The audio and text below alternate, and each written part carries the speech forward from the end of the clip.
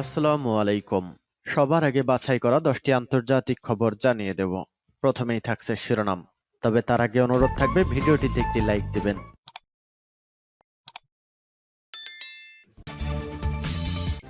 দখলদার ইসরায়েলি বাহিনী এবং ফিলিস্তিন পুরোদমে যুদ্ধ চলছে, যার জেরে পৃথিবী এখন তৃতীয় বিশ্বযুদ্ধের দ্বারপ্রান্তে। এর মধ্যেই একের পর এক মুসলিম বিশ্বের শীর্ষ নেতাদের হত্যা করে যাচ্ছে দখলদার ইসরায়েল।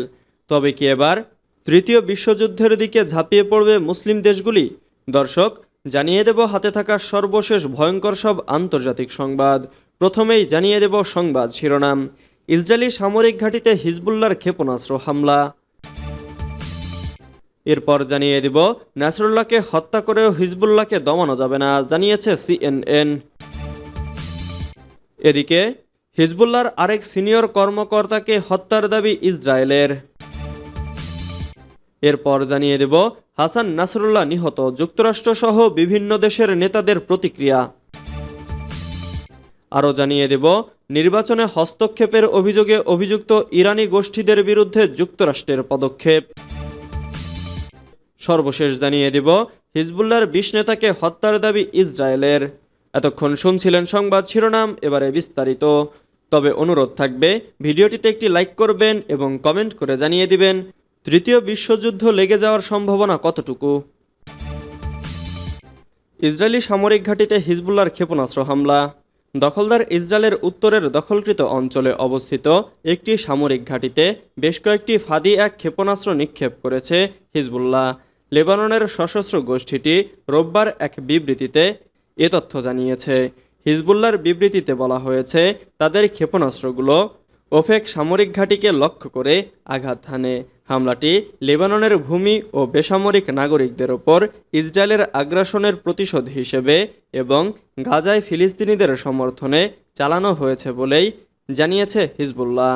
এদিকে লেবাননের সংবাদ সূত্র জানিয়েছে, হিজবুল্লাহ এই সময়ে দখলকৃত ফিলিস্তিনের উত্তরের তিবেরিয়াস অঞ্চলেও 5টি রকেট নিক্ষেপ করেছে। তবে এতে হতাহত বা ক্ষয়ক্ষতির কোনো তথ্য এখনও জানা যায়নি।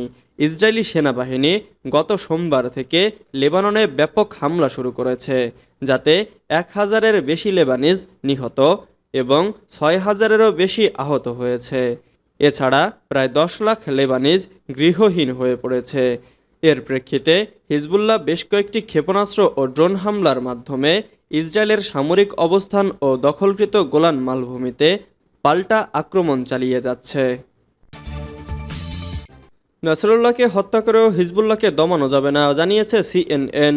ইসরায়েলি হামলায় হিজবুল্লাহ নেতা সৈয়দ হাসান নাসরুল্লাহর নিহতের পর একটি বিশ্লেষণমূলক প্রতিবেদন প্রকাশ করে সিএনএন।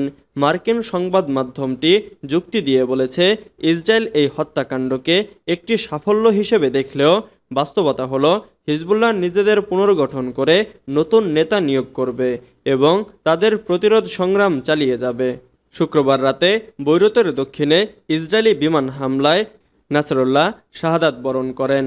হিজবুল্লাহ শনিবার বিষয়টি নিশ্চিত করার একদিন পর সিএনএন তাদের এই বিশ্লেষণ প্রকাশ করেছে। সিএনএনের বিশ্লেষণে বলা হয়েছে, নাসরুল্লাহর হত্যাকাণ্ড ইসরায়েলের জন্য একটি বড় সাফল্য। তবে এই হত্যাকাণ্ডের পরও হিজবুল্লাহকে নিঃশেষ করে দেওয়া সম্ভব নয়। প্রতিবেদনটিতে আরও উল্লেখ করা হয়েছে, অতীতেও ইসরায়েল হিজবুল্লাহ নেতাদের হত্যার চেষ্টা করেছে, তাতেও তাদের প্রতিরোধ সংগ্রাম থেমে থাকেনি।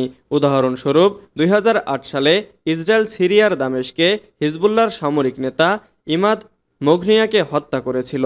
তারপরেও হিজবুল্লাহ আরও শক্তিশালী হয়ে ওঠে। হিজবুল্লাহর আরেক সিনিয়র কর্মকর্তাকে হত্যার দাবি ইসরায়েলের। লেবাননে হামলা চালিয়ে দেশটির সশস্ত্র গোষ্ঠী হিজবুল্লাহর আরেক সিনিয়র কর্মকর্তাকে হত্যার দাবি করেছে ইসরায়েলি সেনাবাহিনী। শনিবার 28 সেপ্টেম্বর চালানো বিমান হামলায় তিনি নিহত হন বলে দাবি করা হয়। রোববার 29 সেপ্টেম্বর এক প্রতিবেদনে এ তথ্য জানিয়েছে সংবাদ মাধ্যম বিবিসি। ইসরায়েলি প্রতিরক্ষা বাহিনী এক বিবৃতিতে বলেছে, হিজবুল্লাহর প্রতিরোধমূলক নিরাপত্তা পরিষদের প্রধান এবং এর কেন্দ্রীয় কাউন্সিলের গুরুত্বপূর্ণ সদস্য নাবিল কাওক শনিবারের বিমান হামলায় নিহত হয়েছেন।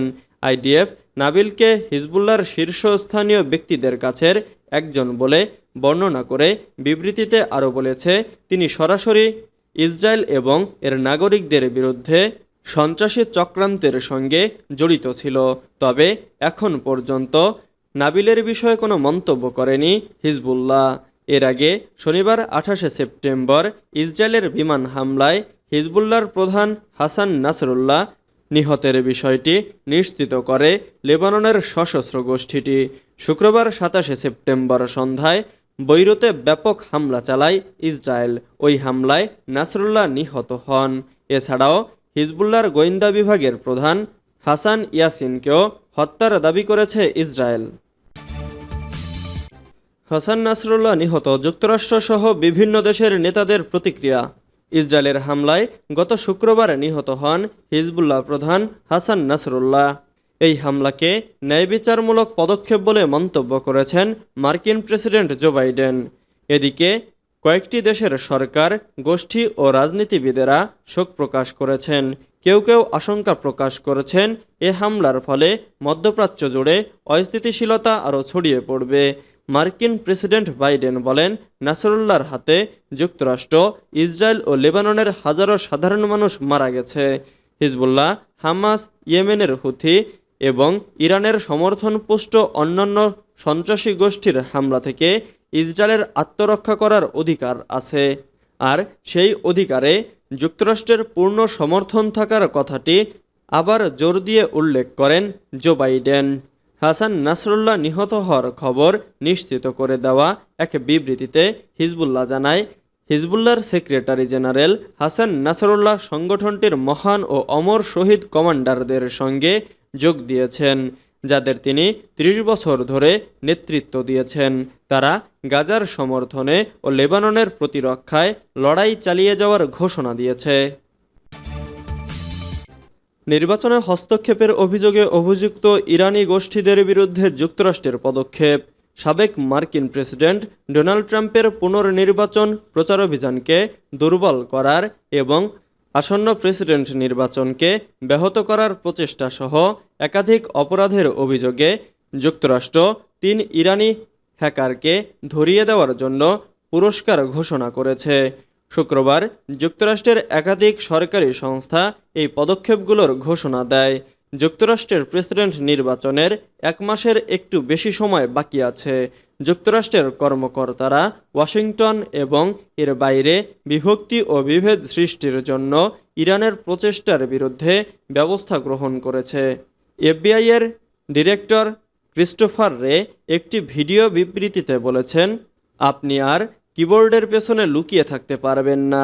রে বলেন, আপনারা যদি আমাদের নির্বাচনে হস্তক্ষেপ করার চেষ্টা করেন তবে আপনাদের জবাবদিহি করতে হবে। যতদিন আপনারা আইনের শাসনকে লঙ্ঘন করার চেষ্টা চালিয়ে যাবেন, আপনারা এফবিআইয়ের মুখোমুখি হবেন। হিজবুল্লাহর ২০ নেতাকে হত্যার দাবি ইসরায়েলের। হিজবুল্লাহর প্রধান হাসান নাসরুল্লাহ ছাড়াও আরও ২০ জন সিনিয়র নেতাকে হত্যার দাবি করেছে ইসরায়েল। তারা জানায়, শুক্রবার যখন হিজবুল্লাহর সদর দপ্তরে হামলা চালানো হয় তখন নাসরুল্লাহ ছাড়াও আরও ২০ সিনিয়র নেতা নিহত হয়েছেন। শুক্রবার বৈরুতের একটি হামলায় হাসান নাসরুল্লাহকে হত্যা করা হয়েছে। ইসরায়েল ডিফেন্স ফোর্স দাবি করেছে হাসান নাসরুল্লাহকে টার্গেট করে সে হামলা চালানো হয়েছিল। এ হামলায় হাসান নাসরুল্লাহর সঙ্গে হিজবুল্লাহর সাউদার্ন ফ্রন্ট কমান্ডারও নিহত হয়েছে। আইডিএফ জানায়, তারা নাসরুল্লাহ সিকিউরিটি ইউনিটের প্রধান ইব্রাহিম হুসেন জাজনি ও তার দীর্ঘদিনের সহযোগী ও পরামর্শক সামির তৌফিক দ্বীপকে হত্যা করেছে। ইসরায়েলের দাবি, হিজবুল্লাহর সদর দপ্তর ছিল বেসামরিক ভবনের নিচে। গত বছরের ৭ অক্টোবরের পর থেকে গাজা উপত্যকায় ইসরায়েলের চালানো নিপীড়ন ও সামরিক অভিযানে প্রাণ হারিয়েছে ৪০,০০০-এর বেশি ফিলিস্তিনি, আহত ৯০,০০০-এরও বেশি। হতাহতের বেশিরভাগই বেসামরিক।